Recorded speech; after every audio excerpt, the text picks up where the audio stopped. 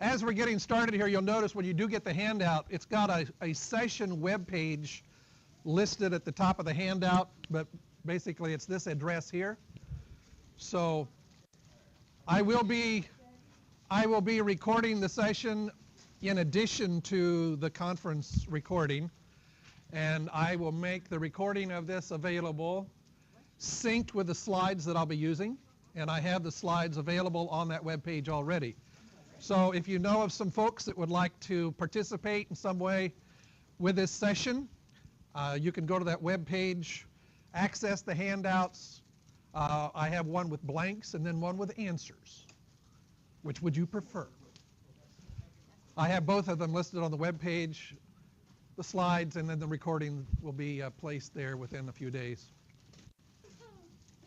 I am so grateful for your interest in this particular topic and your interest in coming to the session. You are among the leaders. That's why you are at Lincoln Christian University as a part of this Church Leaders Conference. Maybe you've had the experience. Maybe it's been an experience in your own life, your own family. But I have heard it way more times than I want to hear it. A mom or a dad calls me or contacts me and says, my son, my daughter has gone off to college and been there a few months. Recently they came home and they said this. This is an exact quotation from one mother. She said, our daughter came home and said to us, Mom, I don't believe like you believe anymore. And she's wondering, what now? In the session today, I'm going to talk a lot about the challenge of doubts, what we sometimes refer to as prodigals. It's a complex situation. I'd like to begin by, let me back up just a second here and mention to you, some of you came in a little bit late. Here's a session web page that's listed for this particular session. It's also on the top of your outline for the session. I've got the slides posted there that I'll be using. Handouts are there. I'll also have a recording that goes along with the slides that will be posted there in a few days. So if you know some other folks at your church, your family, or whomever that would like to share in this session in an extended kind of fashion, you can go to that web page, print out whatever you want. There are also other presentations that I've done in a variety of places that are located on that website. There is a parable in the Gospels. It's actually given in Matthew and Mark and in Luke, and you all, I'm sure, know it well. Sometimes it's referred to as the parable of the sower, parable of the seed. And that parable describes for us 4 different kinds of soil. Now, it's a very interesting way. If you were to take Matthew and Mark and Luke and put them side by side to see what each one of those Gospels saying a little bit differently to add to what's there. We don't have time to go into that, but I do want to highlight some principles from that parable to get us started in this session this afternoon. You know, some of the seed was broadcast on the path, and birds came along and ate it. That was it. No more seed. There was also a soil that was described as rocky soil. It has shallow ground. It gave no place for root, but the plants sprung up pretty quickly. And yet, when the sun comes out, it scorches the plant. That seed is essentially dead. There's a third type of soil that's talked about, a thorny soil, and it gets choked by all of the cares of life. You look at the different Gospels and how they talk about that. Worries of life, pleasures of life, anxieties. And then there is this good soil. And there the Gospels talk about how a seed that is planted on good soil bears fruit, some 30, some 60, some 100-fold. Here are some general observations that I'd like to make about that parable that are relevant to what our topic is just now. The parable clearly says that the seed is good seed. So if there is problem bearing fruit, it's not because of the seed. It also describes for us that this is a spiritual battle that's going on. A couple of the Gospels talk about Satan or the devil, who are involved in snatching this seed away. It also talks about the importance of understanding. In fact, in a couple of places it says that these folks on this kind of soil didn't understand, but those on the good soil, they properly understood. So that gives us an implied obligation. Let's make sure that we're taking good seed, but we're putting it in soil where they can understand what's truly there. Then we have the obligation, obviously, to spread the seed. That's typically the way this parable, I think, is used. You know, get out there and preach the gospel. Give an evangelism tract to your neighbor next door. You know, that's the kind of thing. The hidden presumption of this parable, however, is that we have, I believe, an equal responsibility and privilege to prepare the soil. I think that's one of the big points of this entire parable. It's not just broadcast the seed, it's prepare the soil. Now, we live right here in the midst of Logan County, one of the top richest farm ground in the world in this part of Illinois. And you know folks who are engaged in agriculture and in planting seed. Just reflect on it this way. How much time proportionally does a typical farmer put in planting the seed as opposed to preparing the soil to receive it? Now, I believe there's a very important lesson there for us church leaders.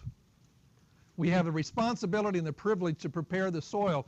The objective is to bear fruit. The objective is not to sprout a plant. Is that registering? Now, I don't want to minimize the value of conversion and getting people to come to Jesus. But the objective, as it's presented in this parable, is not to sprout a plant. It is to sprout plants that bear fruit. And that requires some growing time and maturing time. So those observations, in addition to this last one here, and that is this: our conditions in our culture, our conditions in our church, have a direct effect upon the quality of the soil on which you're trying to plant seed. So what I want to do is to talk about the soil of our culture and our church. I have some statistics to share with you. I'm going to go through it pretty quickly. I have blanks on your handouts. If you don't get something filled in, you can go to the web page where this handout is and just download the one that's got all the answers on it. So that way you can cheat without risking your salvation. Now, one of the big things is a group of nuns. How many of you have not heard of the nuns? The nuns. Okay, well, here are the nuns. I'm shocked, you know. Now, part of our culture is that based upon extensive surveys that I will draw from, by the way, I have a lot of recommended resources in your handout that you can go to. I hope that this session will just be to kind of to prompt you to do more. And I provided a lot of resources that will allow you to follow up.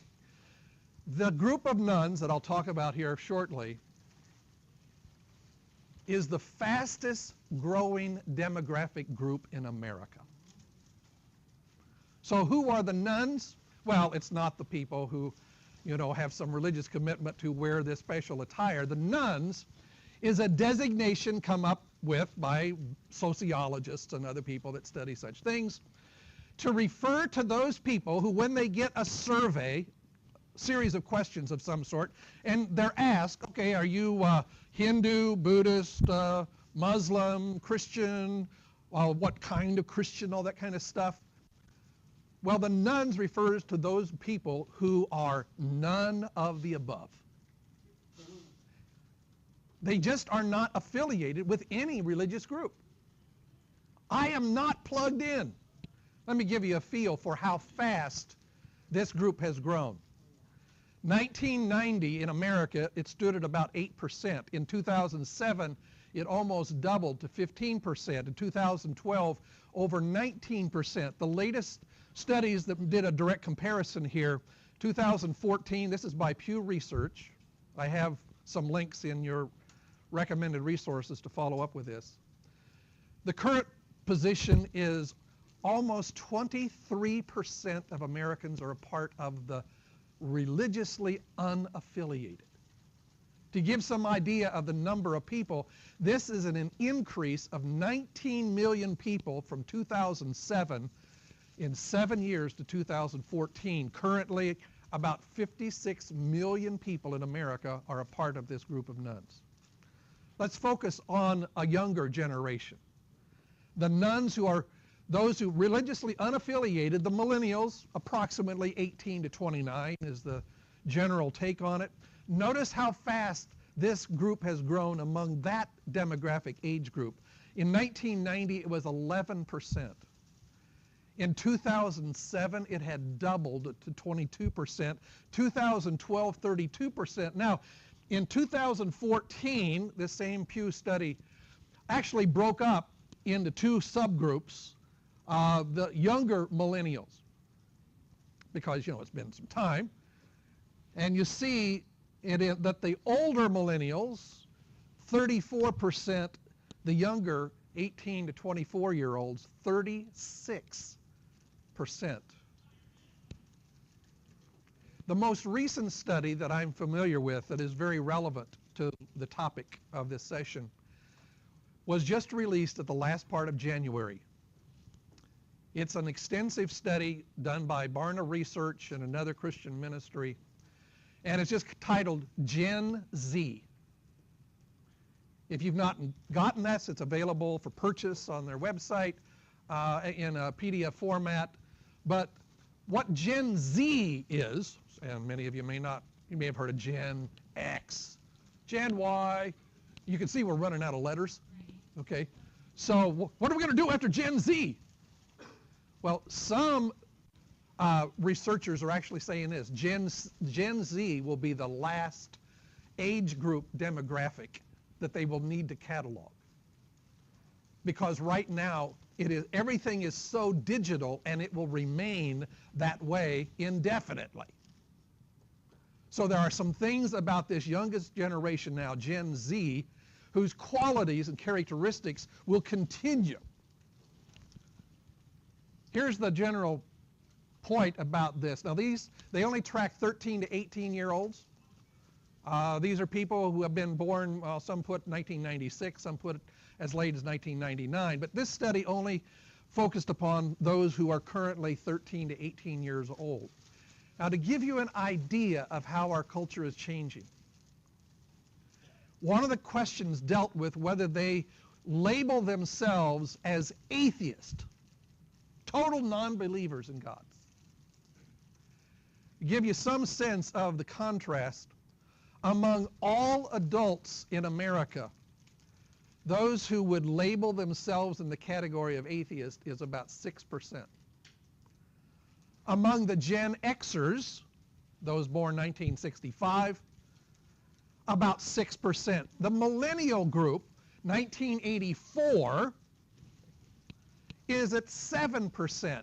But when they focused on this younger generation, 13%. In other words, the general percentage of the youngest generation who are willing and able and willing to say, we identify as an atheist perspective, is double the broader American population.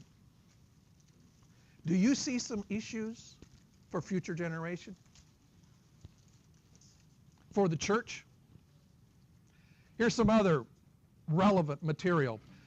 Barna did some data gathering on the number that they classify as born again, 45% of American adults. That looks pretty decent. But when they focus on a little bit narrower idea of those who have a biblical worldview, which is pretty easy bar to cross, to be quite honest with you.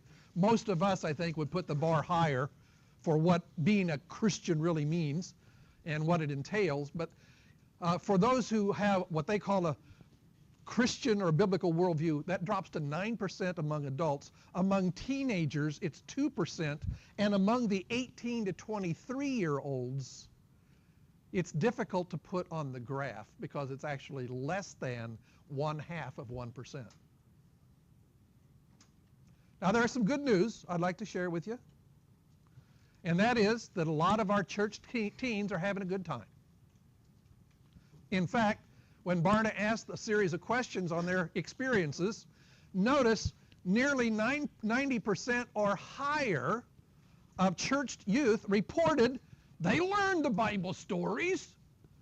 They learned about the Bible people. They learned and had a fun or positive experience. Sounds pretty good, doesn't it? If there are youth pastors here and they see that, say, all right, they go to the board and say, I need a raise. Look how good we're doing here.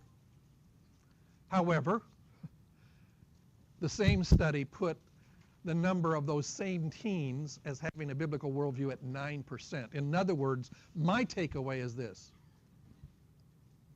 It is not adequate to teach them the Bible stories and teach them about Bible people and facilitate a fun and positive experience. That's growing a plant. It is not spreading seed that bears fruit. And somewhere there is a breakdown, and often that is occurring, first of all, in professing Christian families, and also in Christian churches like yours and mine. There's another more recent study by the American Culture and Faith Institute, and their label was what they called integrated disciples. Here you see some breakdown in terms of the ages, those over 65 or older. Now, what they mean by integrated disciples is, basically people who have fundamental biblical beliefs about God and Jesus, etc., and who have allowed that to affect the way they live their life. That number is at 17% for those 65 and older, 15% those aged 50 to 64. It drops to 7% for those aged 30 to 49, 4% for those 18 to 29. That's this millennial background. Other studies indicate that churched youth, and depends on the study you look at, but often the definition of a churched youth is that young person spent on average 2 weeks out of a month involved in church. Now some of the latest studies, it kind of rings my bell in the wrong way. They've actually pushed it out. Like if you've been engaged in church in the last 6 months, a couple of times, they consider you to be engaged. Well, you would not agree with that, I'm sure. But here's the point. Among church youth with a Christian background, 38% of them report that they, at some point in their rearing, significantly doubted their faith. 36% of them said they just feel like they cannot ask their life's most pressing questions at church. And almost a third of them, 32%, say they felt like totally rejecting their parents' faith. Now, maybe you've seen some of the statistics on the number of young people with a church background who do end up becoming disengaged in church life in their 20s. And I have seen figures. The lowest one I'm going to show you on screen right now, the lowest one really that I've come across is this one. 59% of church youth will become disengaged from church life in their 20s. Now, some of this, as I'll explain a little bit later, is a phase that they're going through. Now they're not under their mommy and daddy's nose, and they can do what they want to on a Sunday morning. They don't have a youth minister telling them what to do all the time. So they've got a range of freedom, and some of it's a phase, and a few of them are going to come back. But here's the disturbing fact. We know that the numbers of those who are wandering away and not coming back are at historically unprecedented levels. And here you and I are church leaders needing to address this very serious issue.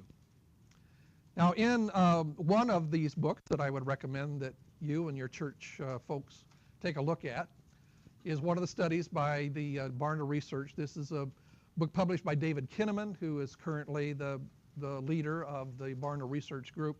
In a book called You Lost Me, he identifies 3 categories of what we might term church dropouts. And it's very important, I think, for us to have a sense that when we're talking about young people becoming disengaged from church life, they're not all the same by any means, nor do they become disengaged for the same reasons. But Kinnaman identifies what he calls the nomads. Now, these are nomadic people, as you may know, are people who, they wander from place to place, but they may end up coming back, to their original geographic location. Nomads are kind of like that too. They wander away from church engagement, but they may wander around a little bit, and then they'll eventually come back. Sometimes they do that, when they get married or they have a kid, and they start feeling some sense of obligation that they want their child to be raised in a Christian environment. All of that sounds pretty good.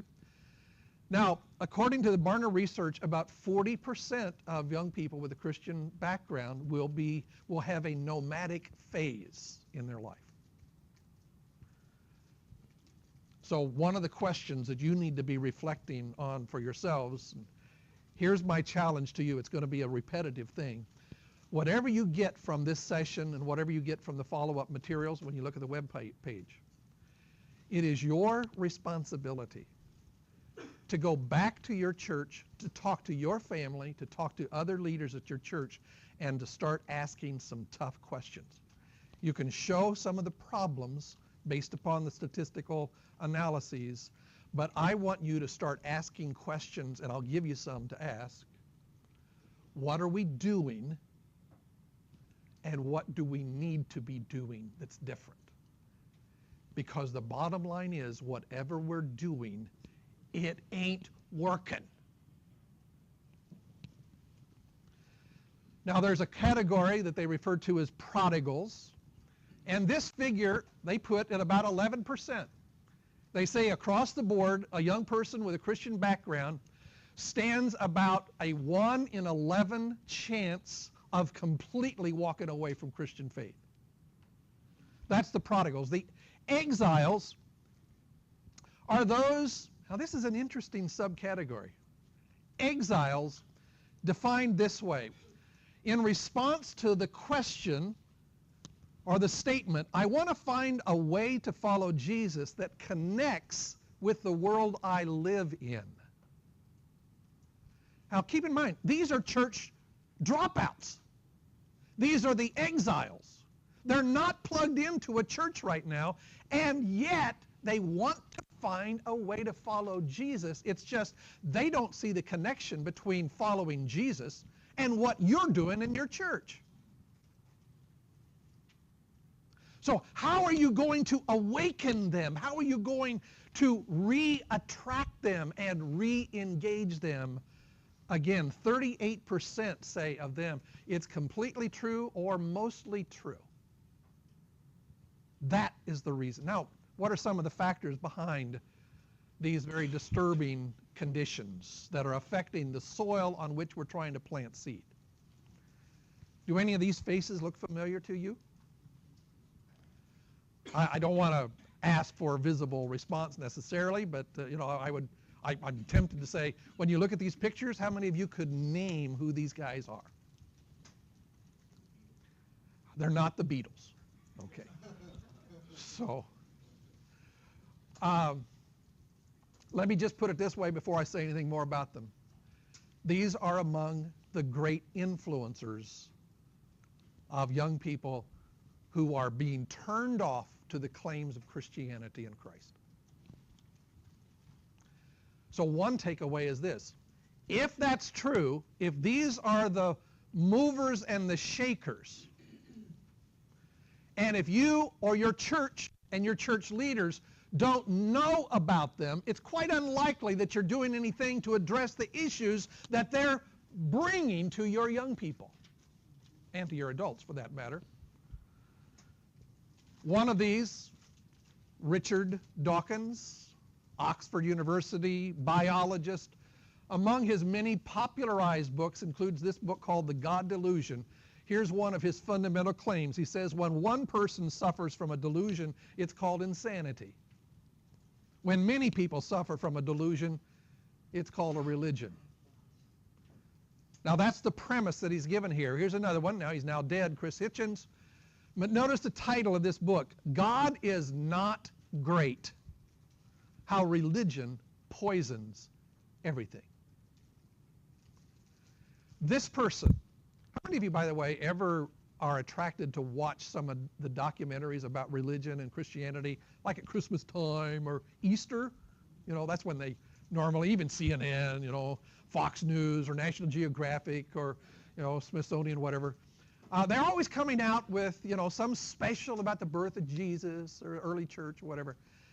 This guy is probably the most frequently appearing dude on that stuff. He's a professor of religious studies. Well, clearly he's got to believe all that stuff. No, clearly not. Now, he did at one point. He was converted as a teenager, became an excited Christian, did street evangelism, went to Moody Bible Institute in Chicago and did a degree there, and then went off to other school and lost his faith. Well, he didn't come to Lincoln. That might have been part of it. Notice the title of some of the books that he's done. Now, he is you know, a scholarly guy, but he can write in a very effective way, and he appears in videos and, you know, on audio channels. So he's easy to access. Forged, Why the Bible's Authors Are Not Who We Think They Are. How Jesus Became God. Or Jesus Before the Gospels. How the earliest Christians remembered, changed, and invented their stories of the Savior. By the way, I don't know if you're familiar with a series of videos called the Great Courses. Great Courses is a very widely, I mean, thousands of people access these great courses. Well, he's got, I think, 11 courses as among those. And he's kind of the leading representative of Christianity. Here's what Christian Smith, who at the time when he published this book was at University of Notre Dame, in his study he asked this question: why did they fall away from the faith in which they were raised? Here's one of his observations, conclusions. 32% of them say they left faith behind because of intellectual skepticism or doubt. Their open-ended comments were things like this: it didn't make sense anymore. Some stuff is too far-fetched for me to believe. I think scientifically there's no proof. Too many questions that cannot be answered.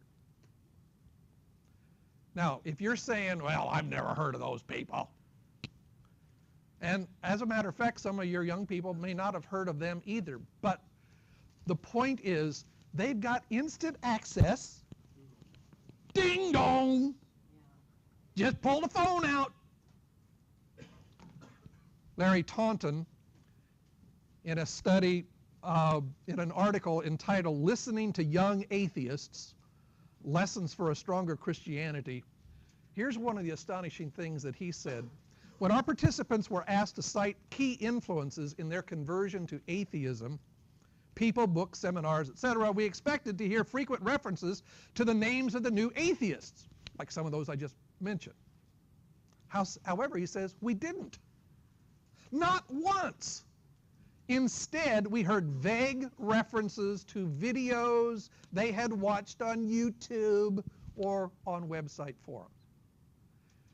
Now, the people that they're watching on YouTube or listening to on these website forums, they're being directly influenced by people like Richard Dawkins and the others.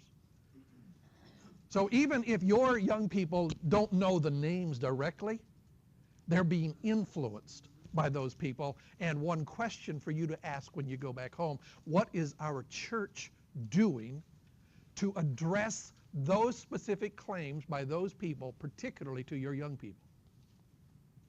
Well, I don't know, but we're having pizza Sunday night. Here's an interesting study by, you can see it on projectnextgen.org, that identifies a group that he refers to as high information seekers. Now, for many of you, especially you older folks, you're not quite as much in that culture, but here are some of the results that he points out. Over 70% of millennials go to college. Only 1/2 of their parents did. Only 1/3 of their grandparents did. Now, what does this mean? I'm not saying don't go to college. Choose the right college. Come to Lincoln, of course. It's okay to put those plugs in here, isn't it? Okay. Now, what he means by high information seekers is, therefore, they tend to be more educated, at least with what's being disseminated, often in very liberal secular institutions, and you don't have to watch much news to hear about that. They're high achieving, they spend much more time online, and they have more religiously diverse friends. What does that mean? Here's one of the biggest factors in my own perspective based upon my studies of the studies. Our young people know more friends now in their networks that are not Christian than ever before. And you know another thing that they've concluded? A lot of those good friends that are not Christians, they're good kids. In fact, they come away saying, my Muslim friend over here, this guy over here doesn't believe in God. He's actually a better friend to me than the kids in my youth group. So you tell me when I get to be 18, if even that old, why I should continue to plug into a church while the best friends I've got are not even Christian believers. Here's what Larry Barnett's study said. He says, we found that the presence of doubt much more strongly predicted leaving Christianity for high information seekers. In fact, he says high information seekers with doubts are about 2 to 4 times more likely to disconnect from Christianity than other doubters who are not high information seekers. So here's another question for you in your church. Not to focus specifically on a particular group, but you need to ask, who among our young people are high information seekers? High school, college, etc. And ask yourself, what is our church doing to address their specific doubts? Why are our teens leaving faith? Here's a kind of a summary study by Brian Hausman. Shallow belief system. Oh, well, you know the Bible people. We know the stories. We're having pizza and a good time. Now, I was a youth pastor in 2 different locations, in sizable churches. That goes back a few months, I will admit. But I know the value of having a fun and positive experience. I also know the lethal danger when our youth group experiences can be pretty well totally characterized that way. Shallow belief system, no room for doubt, an exclusive faith. They can't understand why these good friends that they've got who are not Christians somehow be excluded from God's favor. No answers for opposition in science or philosophy. The church is intolerant, the church is against science, and the church is not relevant to my professional interests. It's a question I'm going to address here in a little bit. Let me move to the third part. What can you and your church do? Now, the first couple of points may sound, yeah, that's what we ought to do, all right. But I want to drive the point home. The first point is this. Do everything that you can and ask your church leaders, what are we doing to communicate clearly, unequivocally to our young people the good news of Christ and Christianity? Now, what I am distinguishing it from is what is labeled by Dallas Willard as what he calls, it's in boldface here on screen, the gospel of sin management. Implicitly, unconsciously, maybe unintentionally, what this study from the Fuller Youth Institute concludes is that many churches come off to their young people as involved in the gospel of sin management. You know what you're not supposed to do. Now, don't do it. Or shame on you.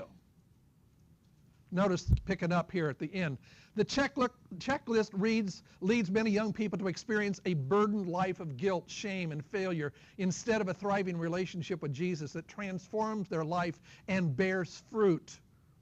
It's because of this many young people depart from the church in search of communities that have a more holistic understanding of the gospel. You remember that group, Exiles? They're wanting some way to follow Jesus, and they don't see it in the church. Secondly, you can create a better atmosphere of humility. One of the things that young people say on these studies is that too many Christians think they know all the answers. And they come across as arrogantly knowing the answers when these young people are sharp enough to know they don't. So you know the adage, you can fool some of the people all the time and all the people some of the time. You can't fool a young person any of the time. That's how I would end it. Now, we can see references, of this in Scripture. Peter says, all of you clothe yourselves with humility. Okay, that sounds good. Except how do you communicate the mood to your young people where you are vulnerable in your faith? You've got some tough questions yourself that you're struggling with. Oh, but the psychological response that we think we ought to have is, well, we want to have a strong front. We don't want to let them know that there's anything questionable about our faith. We want to be strong, show them our convictions. Even though we've got our own share of issues, except we just don't show them until we're back home in our own closet. Your young people need to know your struggles with faith. They need to know the tough questions that you're wrestling with. Dallas Willard, again, mentioned here the title of a very fine book to make a point, The Allure of Gentleness. Here's a third thing that you and your church can do, and that is address the why of faith.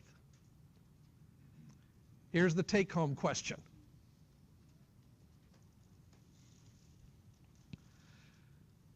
How much and what, but how much does your church do with the why of faith, not just the what of faith? You understand that question? The what of faith. Oh, well, you ought to believe that. Jesus is a God that exists. Okay, Hebrews 11. Jesus asked Peter and the disciples, who do you say that I am? I believe that. I mean, these are what questions of the faith. They have been told the what's. It's time for the church to start addressing the why. And until we start addressing the why, they're not going to cling to the what. Isn't this kind of disturbing to you folks? I mean, I hope, if I were talking to my grandkids, I'd say, guys, I'm just trying to give you a loving kick in the hiney. Encourage dialogue on doubts. If I said the name Dan Brown, would that mean anything to you folks? Dan Brown, author of the Da Vinci Code. He's got a new book out on origin that's kind of an intriguing matter. Here's a screenshot of a video that I watched of Dan Brown when he was in India getting, recognition for one of his publications. And you see he's holding up something here. It's actually a license plate that is of his mother's car from years ago. Now, I don't expect that you know Greek very well, but these are the English letters of the Greek word Kyrie, which is the word for Lord. Dan Brown's mother was an organist, a keyboardist in church. And his father was more scientific, mathematician type, who was a skeptic, didn't really believe much about it. And in this particular video that you could probably hunt up and watch, he's talking about his upbringing. He's talking about this, schizophrenia, about his having a, not a deeply committed mother, faith believer, but she was plugged into church. He had that pull, but then he had this pull of his father, and as he got into his teenage years, he began to ask some questions about faith. Why questions? And he went to one of the church leaders of the church where his mother was involved. And this is the quotation that he's given after he's asking the question. The church leader looked at him, and this is Dan Brown saying, "That guy said to me, 'Nice boys don't ask those questions.'" Now, if you know much about what Dan Brown did after that time, you understand why he said what he said next in that video. If there are no answers to the questions, and if I can't even ask them, if I can't get answers from the church leaders, there must not be answers to be found. I'm walking away. Now, Dan Brown typifies the experience of many of our young people in our churches. David Kinnaman, in this book, You Lost Me, put it this way. He said, "I believe that unexpressed doubt is one of the most powerful destroyers of faith." So it's not a matter, so here's the thing. If they ask the questions, most of us don't know any helpful answers. But we don't even give them a climate to ask the questions in the first place. It's like a double whammy. We should not be shocked at the results of what's going on right now in our culture and church. This most recent study on Gen Z, one of the contributors said it this way: "Doubt is not what kills faith, silence is." Instead of silencing young people, it's imperative that leaders and parents help young people develop critical thoughts about faith and life. Sadly, many young people in our research shared that church was the last place they felt safe as they wrestled with their identity, their future, and life. Here's one other thing that you can do, that your church can do. You can expand your curriculum in your church and change your own resource priorities. The good news is there is some really good material easily available that can be of great value to you, to your family, to your church, and to the young people in your church.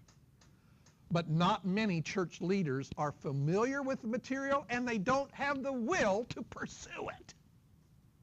That's what I mean by changing your resource priorities.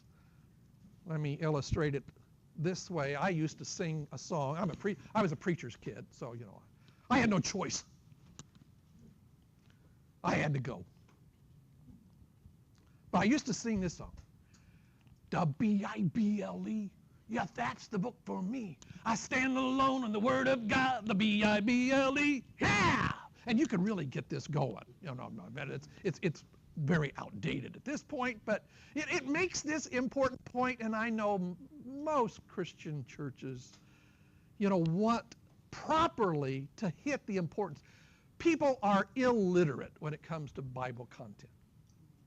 So I don't want to undervalue the need for us to do more with the Bible, but here's the issue. 18% of millennials say that the church is anti-intellectual. 25% of them say that the church is against science. Now notice that particular statement in contrast to another study that said that only 1% of youth pastors even addressed a topic of science in the previous year. 24% of millennials say that the church is not relevant to their career. So here are some questions for you to take back. What is your church doing and how to help your young people see the relevance of their Christian faith with the profession or with the college direction where they're headed? Like some want to be teachers, some want to be, I don't know, be psychologists. They want to go into engineering or science, whatever. Oh, we want them to know the Bible, so we're doing Bible stuff. Okay, that's good, folks. But we've got to show the connection between the Bible and the world in which they live and the world to which they're going. And we are not getting the job done. The appeal then is we need to think seriously about how to revise a curriculum for our young people and our adults. For example, have you ever thought about the possibility of having a small group meeting that would collect people according to their area of work and have them think about what their Christian faith has to do with, like you got teachers in your church, public school, private school teachers. Get the teachers together and ask them, what does your faith got to do with your teaching? Those in science, those who are involved in some kind of manufacturing, whatever. An article, 5 Reasons Millennials Stay Connected to the Church. Notice this, they're 4 times more likely to stay if they learned how the Bible applies to their field or their career interests.